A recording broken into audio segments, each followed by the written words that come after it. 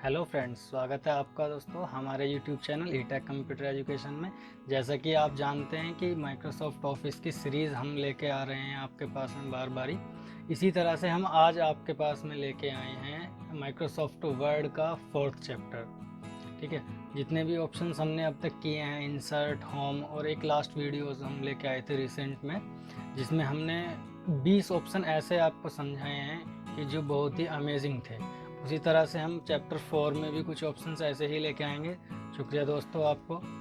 तो चलिए देखते हैं किस तरह से हम उसमें काम करते हैं। सबसे पहले विनवर्ड ओपन करते हैं एज यूजुअल। तो यहाँ पे हमारा माइक्रोसॉफ्ट वर्ड ओपन हो चुका है। आज चैप्टर जो चलेगा वो चलेगा हमारा इस पेज लेआउट के ऊपर। सबसे पहले होता क्या है कि हमें जितना भी हम वर्क करते हैं, एक्चुअली आधे बंदों को ये भी नहीं पता होता कि हम किस पेज के साइज़ पे काम कर रहे हैं। नॉर्मली जो हम पेज पे वर्क करते हैं वो विनवर्ड में हम A4 या लेटर पे करते हैं, लेकिन जैसे भी सामने वाले की डिमांड होती है या जैसे भी कोई नीड होती है, उसके पेज के अकॉर्डिंग हमारे साइजेस का हमें पता होना चाहिए। वही सब चीज़ें हम इसमें सीखने वाले हैं। तो चलिए देखते हैं। सबसे पहले हम एक पैराग्राफ लेके आते हैं। पैराग्राफ लाने के लिए इजिकल टू रेंड, एंटर प्रेस किया, एक पैराग्राफ आ गया। तो सबसे पहले जो ऑप्शन आता है थीम का, ये थीम इसमें बाय डिफ़ॉल्ट होती है। इसके अंदर आप इनके फ़ॉन्ट चेंजेस कर सकते हैं, सब इसके अंदर इंक्लूडेड होता है, कलर्स वगैरह या कलर्स का टेक्स्ट का स्टाइल, जौन सा भी आपको जो भी ठीक लगे आप उसको सिलेक्ट कर सकते हो। बाकी इसको आप यहाँ से फॉर्मेटिंग से भी चेंज कर सकते हैं, बाकी यहाँ से भी कोई प्रॉब्लम नहीं है। यहाँ से फ़ॉन्ट वगैरह चेंज करना है, इफेक्ट्स वगैरह चेंज करना है, वो टेक्स्ट के आप यहाँ से डाल सकते हैं। उसके बाद जो मेन ऑप्शन आता है वो आता है पेज सेटअप का, कि हम अपने पेज का सेटअप किस तरह से करें। ठीक है दोस्तों, तो सबसे पहला जो ऑप्शन है मार्जिन, मैं आपको बताना चाहता हूँ मार्जिन के जो टाइप होते हैं। होता क्या है कि कई बारी पेज के अलाइनमेंट और मार्जिन में प्रॉब्लम होती है। आदमी सामने वाला स्टूडेंट्स इस चीज़ को नहीं समझ पाता कि मार्जिन बताएं या अलाइनमेंट बताएं। मैं आपको इस चीज़ को क्लियर कर देता हूँ। हमेशा जो अलाइनमेंट होते हैं वो 4 प्रकार के होते हैं, जिसको हम लेफ़्ट, राइट, सेंटर और जस्टिफाई बोलते हैं। ठीक है, ऐसी मार्जिन में लेफ़्ट राइट तो होता है, लेकिन टॉप और बॉटम होता है। ठीक है, इसमें क्या होता है, टॉप, बॉटम, लेफ्ट, राइट और गटर, ये 5 प्रकार का हमारा मार्जिन होता है। ये हमारी एक गटर पोजीशन होती है, वो मैं आपको बीच में बता दूंगा। ठीक है, तो अगर कभी भी क्वेश्चंस आता है कि मार्जिन कितने प्रकार के होते हैं, तो आप बता सकते हैं कि मार्जिन 5 प्रकार के होते हैं, लेफ्ट, राइट, टॉप और बॉटम एंड गटर। ठीक है, तो चलिए देखते हैं। सबसे पहले ये इसमें कुछ मार्जिन पेज के साइज के वो बाय डिफ़ॉल्ट सेट किए हुए हैं। आप देख सकते हैं सबसे पहला है नॉर्मल। नॉर्मल मार्जिन में क्या होता है कि हमारा ये जो मार्जिन है, मैं आपको बता दूं मार्जिन होता क्या है। मार्जिन पेज का वो हिस्सा होता है जिसमें हम कुछ नहीं लिख पाते हैं, जैसे कि ये वाला हिस्सा आप देख सकते हैं। हमारा कर्सर जो है वो हमेशा इस वाले मार्जिन, इस वाले स्पेस को छोड़ के होता है। तो ये वाला जो हिस्सा होता है हमारा, इसको हम मार्जिन कहते हैं। ठीक है, तो नैरो, इसमें हम हाफ हो जाता है हमारा। और इसमें अगर आपने कई सारे साइज देखे रहे हैं, ये दिख रहे होंगे आपको, तो अगर आपने इसमें अपने अकॉर्डिंग कोई साइज क्रिएट करना है तो आप कस्टम मार्जिन में जाइएगा और यहाँ से उसको चेंज कर दीजिएगा। ठीक है, ये आपको दिख रहा होगा और इसकी मूवमेंट आपने यहाँ पे देख सकते हो। देखो, जो भी आप इस पेज के साथ में मूवमेंट करेंगे वो आपको यहाँ पे दिख जाएगी, चाहे लेफ्ट से हो चाहे राइट से हो। क्लियर। उसके बाद यहाँ ऑप्शन आता है मार्जिन के बाद में कि पेज का ऑप्शन, जैसे ये पेज सेटअप है, ये पूरा का पूरा यही मार्जिन में खुल जाएगा कि पेज को हम किस प्रारूप में, पेज के जो प्रारूप होते हैं, मतलब पेज के टाइप जो होते हैं वो दो होते हैं, एक लैंडस्केप होता है, एक पोर्ट्रेट होता है। तो आपने किस वे में काम करना है। सबसे पहले तुम्हारे पास में जो भी फॉर्मेट है या तुम्हारे पास में जो भी कोई पेपर है, उस पेपर को तुम लैंडस्केप में बनाना चाह रहे हो या लैंड पोर्ट्रेट में बनाना चाह रहे हो, पोर्ट्रेट में, तो आप यहाँ से उसको चेंज कर सकते हैं ओरिएंटेशन में जाके। क्वेश्चन यहाँ से भी एक क्रिएट हो जाता है कि ओरिएंटेशन कितने प्रकार के होते हैं। तो आप इस चीज़ को आराम से समझ लीजिएगा कि ओरिएंटेशन हमेशा दो प्रकार के होते हैं, लैंडस्केप और पोर्ट्रेट। नेक्स्ट टॉपिक होता है हमारा साइज।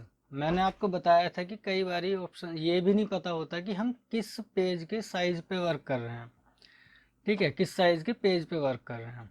तो आप यहाँ से देख के इस चीज़ को क्लियर कर सकते हैं कि आपने किस पेज पे वर्क करना है, क्या साइज आपके पेज का है या क्या साइज आपको यहाँ पे डिक्लेयर करना है। जैसे कि हम नॉर्मली लेटर पे वर्क करते हैं, लेकिन आपने देखा होगा कई बार जब आप लेटर पे वर्क करते हो तो हमेशा जो प्रिंटेड एरिया होता है वो यहाँ तक होता है, और आप नीचे का वो या तो स्पेस खाली रह जाता है या वो बच जाता है।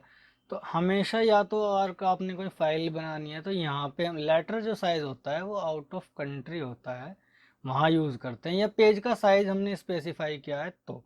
बाकी अगर आपने वर्क करना है तो आप यहाँ पे A4 पे वर्क कीजिएगा, क्योंकि यहाँ पे हमारे भारत के अंदर A4 का साइज नॉर्मली चलता है, ठीक है। यहाँ पे आप इसके साइज और इसके साइज में 69 का डिफरेंस देख सकते हैं। देखो जरा, पेज का साइज यहाँ पे दिख जाएगा, और ये रहा।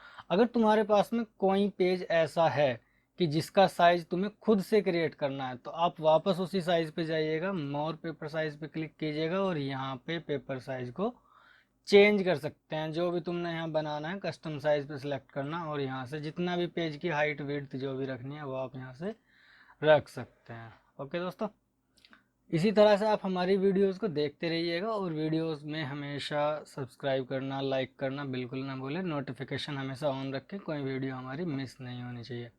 उसके बाद ऑप्शन आता है कॉलम।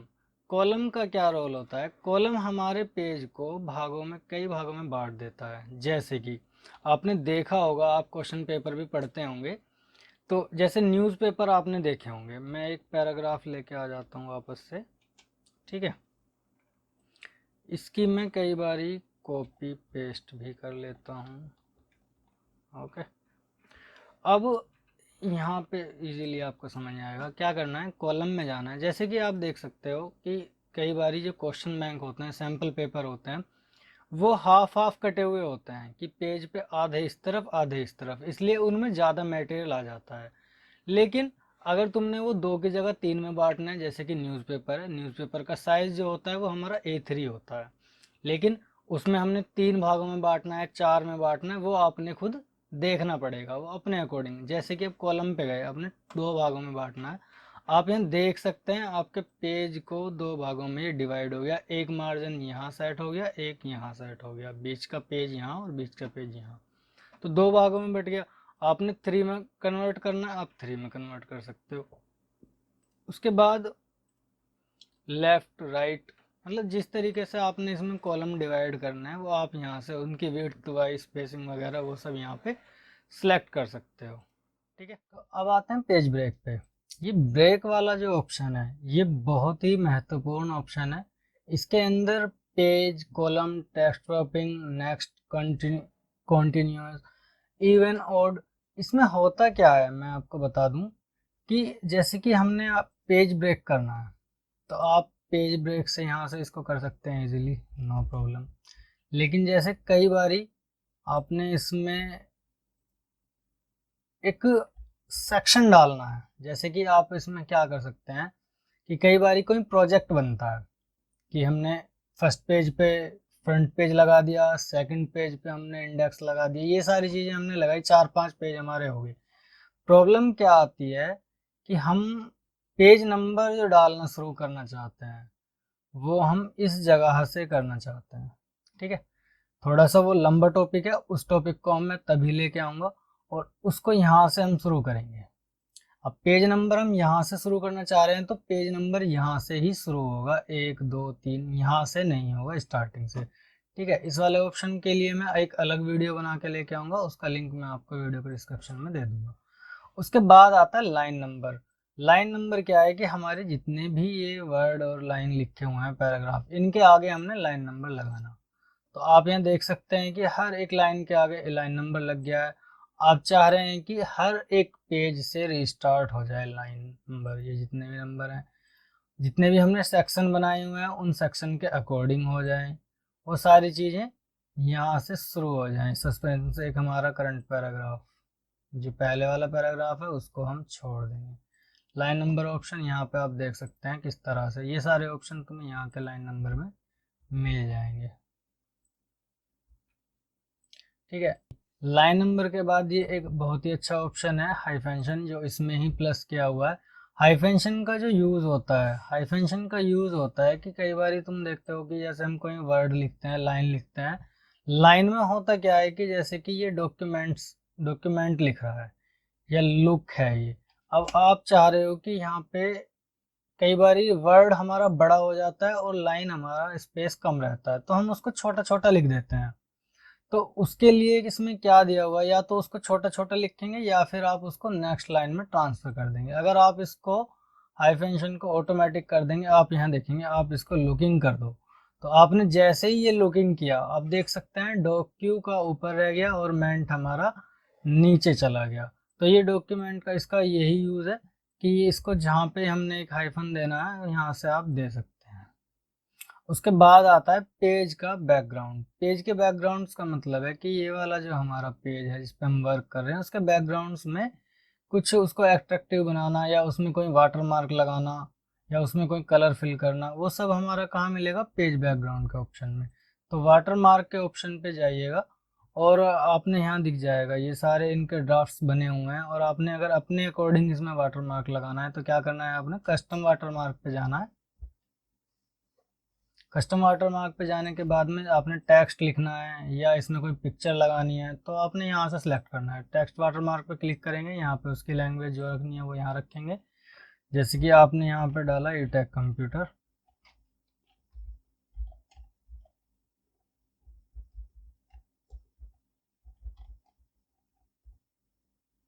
क्लियर, आप इसको अप्लाई कीजिएगा। आप देख सकते हैं ये हमारा इसके बैकग्राउंड में आ गया होगा। वापस जाइएगा कस्टम वाटर मार्क पे। अब आपने सपोज करो इसका कलर चेंज करना है, तो आप यहाँ से अप्लाई कीजिएगा, कलर चेंज हो जाएगा, या कोई ग्रीन कलर, जैसा भी आपने कलर डालना है। अगर आपने इसको ज़्यादा हाईलाइट करना है तो इसको ट्रांसपेरेंट को आप अनटिक कर दीजिएगा, ये ऐसा का ऐसी हो जाएगा। ठीक है, जैसा कि आप देख सकते हैं। उसके बाद कोई अगर पिक्चर हमने इसके पीछे लगानी है तो आप क्या कीजिएगा, custom water mark, picture water mark, select picture. कोई भी एक आपने इसमें जैसे कि पिक्चर लगानी है तो आप इसको यहाँ से, कोई भी एक तुम्हारे पास पिक्चर होनी चाहिए, जैसे कि यही, इसको अप्लाई करो। ये आप दिख सकता है अपने पीछे पिक्चर लग चुकी है, लेकिन ये थोड़ी सी धुंधली नज़र आ रही है, तो आप वापस कस्टम वाटर मार्क पे जाइए, इसको वॉश आउट कीजिएगा, और यहाँ देख सकते हैं ये थोड़ा सा और क्लीन हो गई है। साइज़ वगैरह वो आप यहाँ से इसको मेंटेन कर सकते हैं, ऑटो रखना है तो ऑटो। वॉश आउट इसको हमें हमेशा रखना चाहिए ताकि हमारा टेक्स्ट दिखता रहे। ठीक है दोस्तों, रिमूव वाटर। उसके बाद आ जाता है पेज कलर। पेज पे हमें कौन सा कलर करना है, ज़्यादातर हम पेज पे हमेशा लाइट ही कलर करते हैं। ठीक है, अगर आपने कोई भी इसमें कलर डालना है तो आप यहाँ से डाल सकते हैं, लेकिन कई बार ये ऐसा हो जाता है आपने पेज पे पिक्चर लगानी है, तो क्या करना है, आप फिल इफेक्ट में जाइएगा। यहाँ पे आपको वही ऑप्शन दिखेंगे जो हमने वर्ड आर्ट में फिल इफेक्ट्स वाले समझाए थे। जैसे कि आपने इसमें कलर दो डालने हैं, प्रीसेट डालने हैं, या कोई पिक्चर लगानी है, तो आप यहाँ से इसको चेंज कर सकते हैं। जैसे कि हमने कोई दो कलर फिल करना है, जैसे कि एक ये लिया, दूसरा कलर के जैसे जैसे ये दोनों कलर डाल दिए और ओके कर दिए, तो पेज पे कलर दिख गए। ठीक है, कोई भी लाइट कलर आप एजुअली कोई भी अगर तुम्हें ठीक लगे वो आप डाल सकते हैं। ओके फ्रेंड्स, वापस फिल इफेक्ट, यहाँ पे उसको टेक्सचर कोई डालना है, पैटर्न डालनी है, या कोई पिक्चर डालना है, तो वापस से आप यहाँ पे डाल सकते हैं। ये देखो पूरे पेज पे पिक्चर लगी, पिक्चर ब्लैक थी इसलिए ये कुछ हमें टेक्स्ट दिखाई नहीं दिया। कोई भी एक नॉर्मली पिक्चर आप इसको भी ले सकते हैं। ओके फ्रेंड्स, कोई भी पिक्चर हम यहाँ पे लगा सकते हैं। उसके बाद है पेज बॉर्डर। पेज को जब हम कोई भी फाइल बनाते हैं तो उसके साइड में एक बॉर्डर देने के बाद में पेज का थोड़ा सा मोड चेंज हो जाता है। जैसे कि आप देख सकते हैं अब कितना सुंदर लग रहा है हमारा पेज। इसके पेज के कलर बदलने हैं, डिज़ाइन बदलने हैं, वो सब आप यहाँ से इसको चेंज कर सकते हैं पेज बॉर्डर के अंदर। इसमें शैडो वाले डिज़ाइन या किस तरह के 3D डिज़ाइन वगैरह डालना है वो आप यहाँ से चेक कर सकते हैं। ठीक है,